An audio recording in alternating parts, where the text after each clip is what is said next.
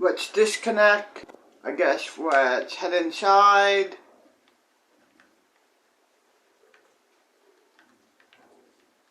Go. Lock the door. Lock the door. And lock the garage. Please.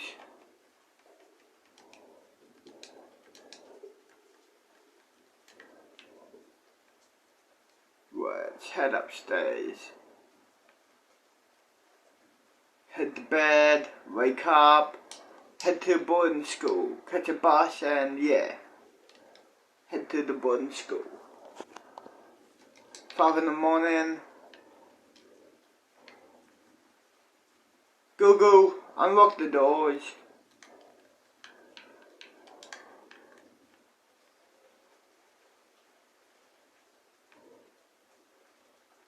Lock the doors back up, please, Go.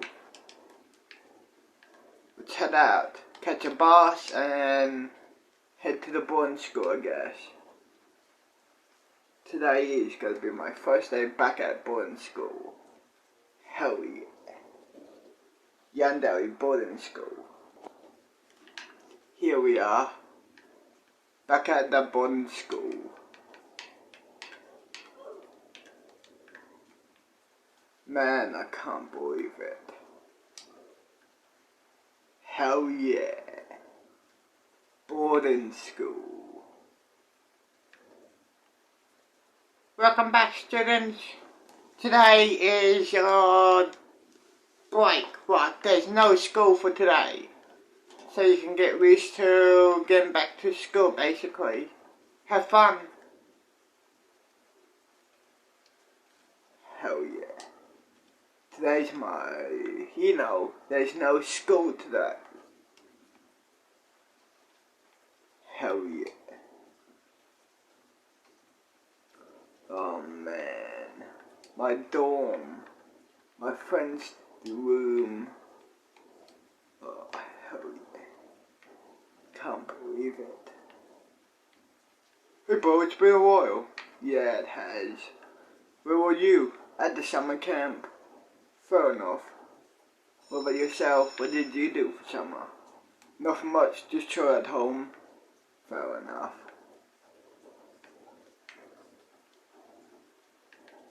Well then, I'm gonna go hang out with my other friends. Oh god, see ya bro.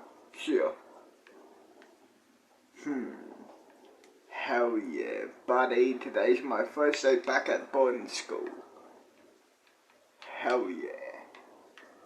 Man. I'm just so excited. The summer is over. Back at boarding school.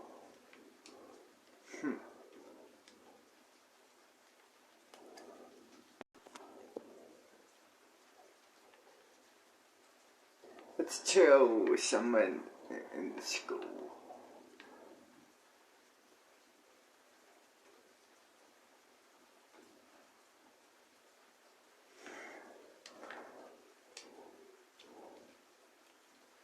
Chill here, buddy. And smoke, might as well. And watch YouTube.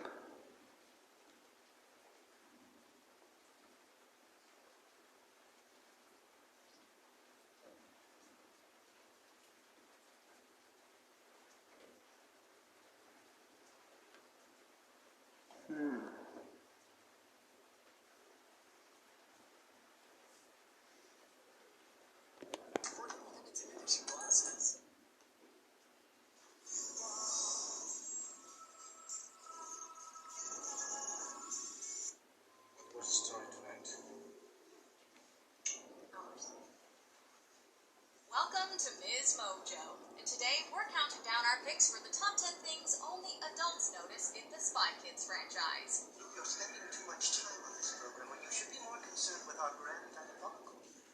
Is it the case? For this list, we'll be looking at details from the original 3 Spy Kids movies that you likely didn't catch during your youth. Did Did we miss any moments you noticed? Let us know in the comments. Number 10. Shiitake mushrooms. As a kid, this line is one of the greatest parts of the first film.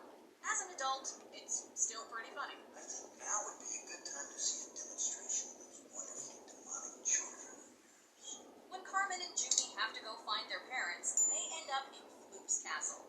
In their hunt, they wind up in a hallway with a broken floor, and Carmen delivers her iconic line for the first time.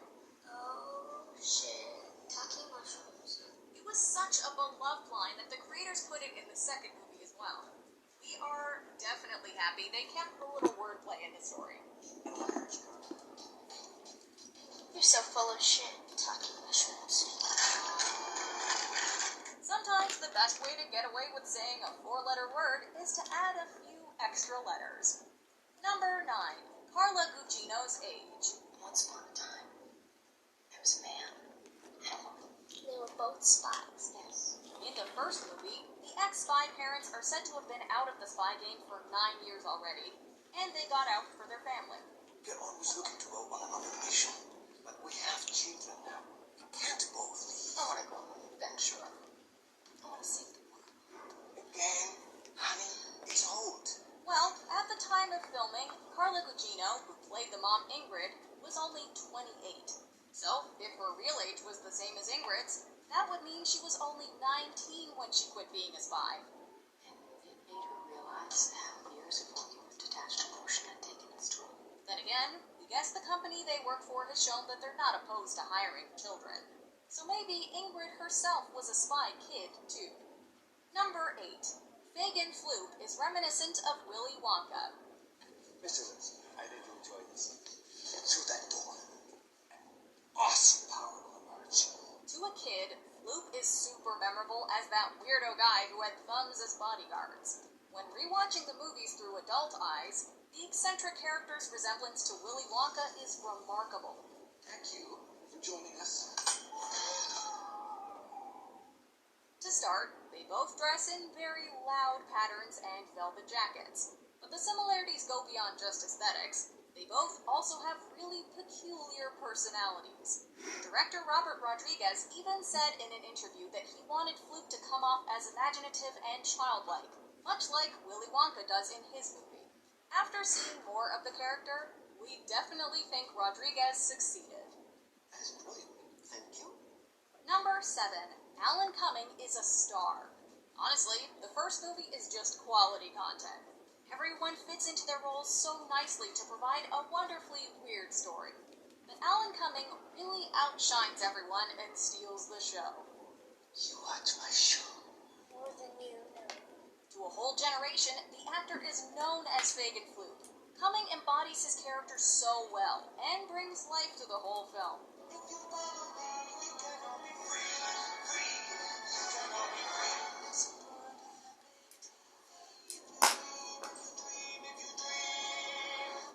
Did you know he's Scottish? Because of his spot-on accent in the film, we did not. It might have been the character's loud costumes that caught our attention, but we really think it was the spot-on acting. What? When, where, and why? I delight. What do I intend to find this time? Number 6. Puns in the names. In addition to directing, Rodriguez wrote the movies. So, when it came to naming the characters, he was not afraid to have some fun. I assure you it's Mr. Minion now. He named a lot of the characters after members of his own family. Carmen, for example, gets her name from Rodriguez's sister, Marie Carmen. He also based some of the other characters' names on puns. Oh, these, they're called thumb-thumbs. Very capable robots. All thumbs, useless. The most notable in the first film are Minion and Mr. Lisp.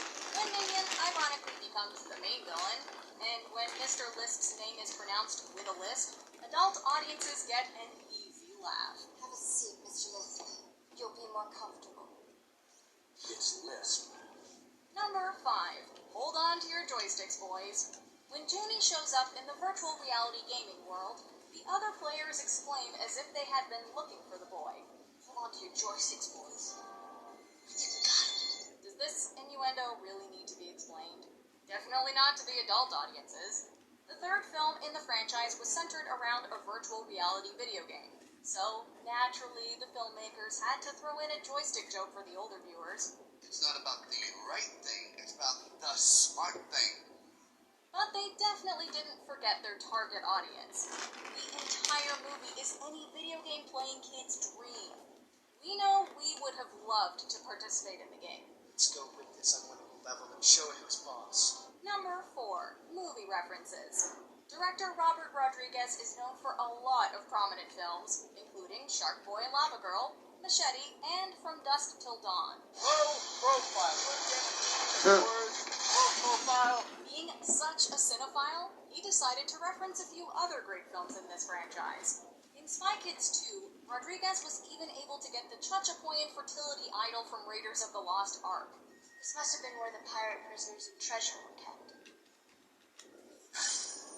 In an interview, he said that he didn't even get permission to use the prop. He's just friends with George Lucas and knew it would be okay. What a bold move. Interestingly, the Spy Kids and the Lord of the Rings trilogies both came out between 2001 and 2003, so it only made sense for Rodriguez to reference Peter Jackson's films. This must have been a pretty special necklace for them to die fighting over it. One necklace to rule them all. Put it back, Judy. I didn't take it. Number 3. Propaganda in children's programming. There's an underlying theme of propaganda in the film that's definitely not noticeable to a child's eye. Junie, why do you watch that show? Why? Because this will make you learn.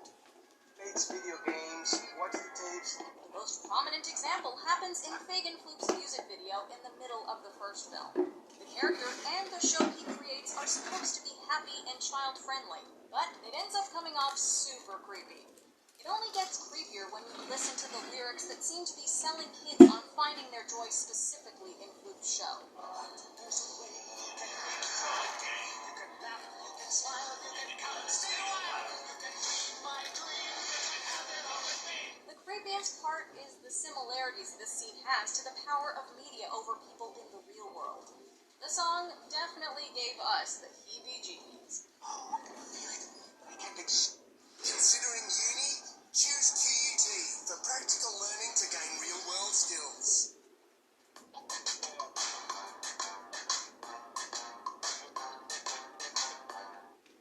Straight enough to figure it out. Number 2. Steve Buscemi's famous line. Think God stays in heaven because he too lives in fear of what he's Who doesn't remember the viral post-Tumblr posts with these words and the absolute chaos that broke out online when people found out that it was a line read by Steve Buscemi in one of the Spy Kids movies? We certainly remember, and honestly are not surprised people freaked out. My experiments run amok. This thought-provoking line sounds like something straight out of a philosophy or poetry book. In reality, Steve Buscemi is just talking about the Jurassic Park level disaster he's created for himself. That knowledge truly makes the line so much better. Stop looking at me like that. I'm no loon. Before we continue, be sure to subscribe to our channel and ring Come the bell join. to get notified about our latest videos. You have the option to be notified for occasional videos or all of them. If you're on... Not to mention your mother. Sure, that's what you showed him last night. During a fight between fathers, two spy families stand aside to cheer their fighter on. Kick his butt! Yeah, kick his butt, yeah. But on the Cortez side, Ingrid seems to forget that she's standing with her children and parents because she starts giving advice that can really only be twisted one way. Do what I showed you last night! Suplex! Thankfully, she quickly recovers and gives some real fighting advice. Judging by how excited Ingrid was to get back in the spy business in the first film, maybe the Cortezes really do spend their evenings showing each other fighting moves. Do you agree with our picks? Check out this other recent clip from Ms. Mojo. And be sure to subscribe and ring the bell to be notified about our latest videos.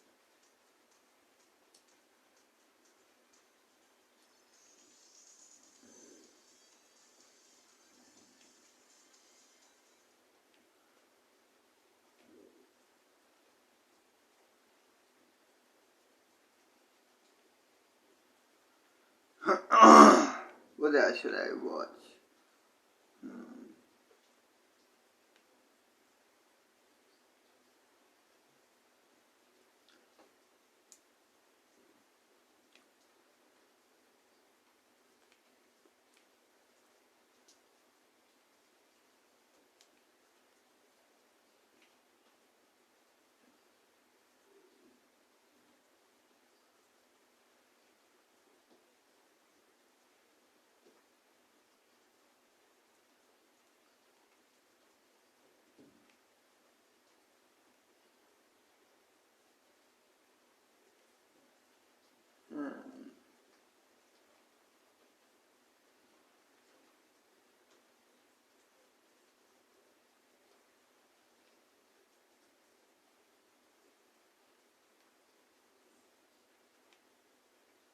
What else should I watch?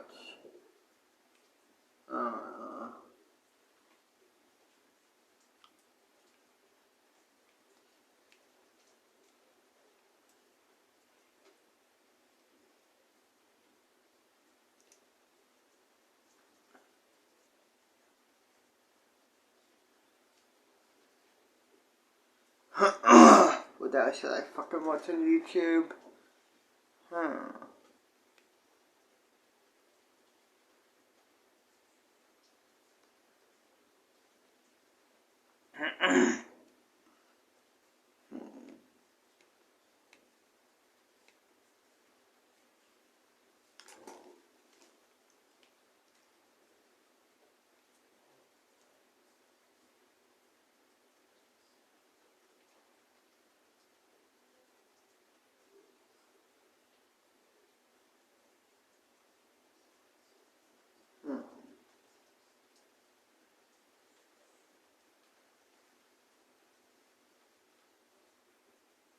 Here comes another Sportsbet spring delivery. Get on the Sportsbet app. It's fully loaded with everything you need to make it look easy. Want same race multi? You find multiple runners in the one race for bigger odds. Let's watch this. With Sportsbet. Not the ads, but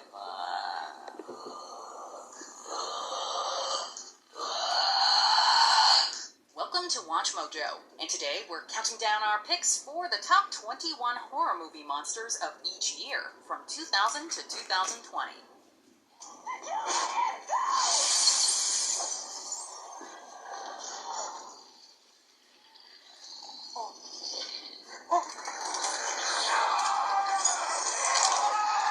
For this list, we're looking at the greatest, scariest, and most iconic monsters from each year of the 21st century. The definition of monster can be quite loose, so for this list, we'll simply be defining it as anything inhuman. Also, only horror movies will be included, so monsters from non-horror films will be excluded. Obviously, spoilers will follow. Which of these monsters do you find the scariest? Let us know in the comments below. 2000, the alien Pitch Black, serving as the first film in the Riddick franchise. Pitch Black takes place on a distant planet inhabited by violent, sun-fearing alien creatures known as bioraptors. Unfortunately for the characters of the movie, the planet is undergoing an extended eclipse, ensuring that they are in constant danger of the bioraptors' vicious attacks. Their only line of defense are creative uses of light, most of which are completely useless against the agile creatures.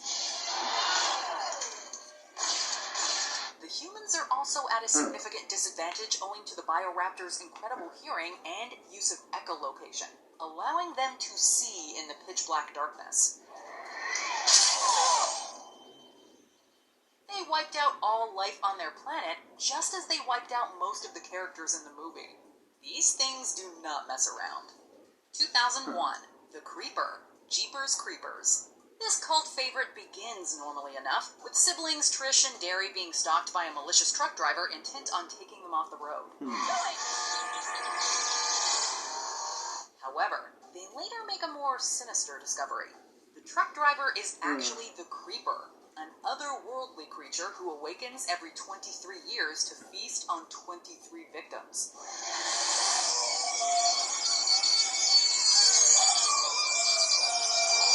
Despite the creature's humanoid appearance, it is anything but.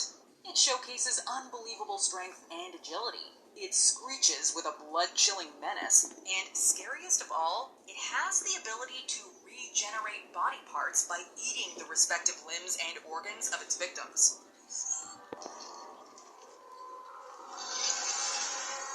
There's nothing creepier than a seemingly indestructible monster with a taste for human flesh. 2002, The Infected, 28 Days Later. Director Danny Boyle and writer Alex Garland reinvented the zombie genre with 28 Days Later, depicting a different sort of zombie that ran, screeched, turned within a matter of seconds, and infected through blood rather than bite. These zombies were both unique and refreshing. They broke many pre-established rules and terrified viewers on a purely primal level. They are nothing but bloody, raging psychopaths filled with such an incredible degree of anger that they are willing to hunt and mutilate other human beings.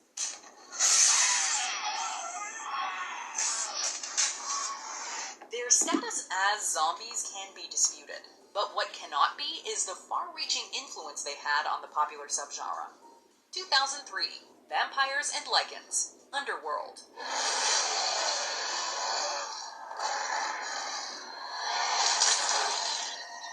The likes of vampires and werewolves have been the subject of literature and myth for centuries, and in 2003, Underworld depicted an ancient war between the two monster species.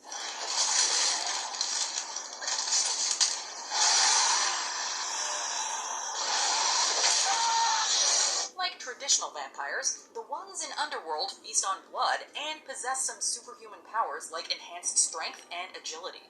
Similarly, the Lycans feast on human flesh and exhibit supernaturally enhanced traits, resulting in a rare and equal pairing. And like many literary werewolves, their primary weakness is silver. The monsters of this film... Let's pause it. Let's go get something to eat at the cafeteria. Why not?